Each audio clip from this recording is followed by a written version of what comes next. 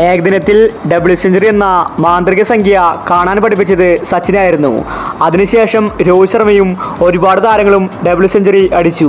എന്നാൽ T20 cricket ജനങ്ങളെ ആവേശകരമാക്കിയത് Chris ഗെയിലായിരുന്നു. 2013 IPL-ൽ RCBക്ക് വേണ്ടി 66 ബോളിൽ നിന്ന് 175 റൺസാണ് ക്രിസ് ഗെയിൽ അടിച്ചുകൂട്ടിയത്. ആ റെക്കോർഡ് ഇന്നും ആർക്കും തന്നെ വെട്ടിക്കാൻ സാധിച്ചിട്ടില്ല. അതിനുശേഷമാണ് T20 ക്രിക്കറ്റ് ശ്രദ്ധേയമായത്. ഇപ്പോഴത്തെ ഇന്ന് മറ്റൊരു മലയാളി താരം സെഞ്ചുറി അടിച്ചിരിക്കുകയാണ്. അതും വെറും 66 ബോളിൽ നിന്ന് 12 ഫോറും 2 സിക്സും അടക്കം 101 റൺസാണ് അദ്ദേഹം അടിച്ചുകൂട്ടിയത്.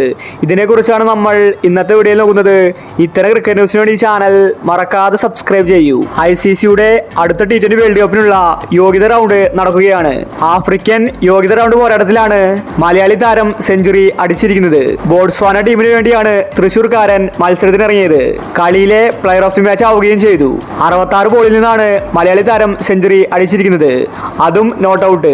സൗത്ത് ആഫ്രിക്കൻ പരമ്പരയിൽ സഞ്ജു നേടിയ സെഞ്ചുറിയുടെ എഫക്റ്റ് ആണെന്നാണ് ആരാധകർ പറയുന്നത്.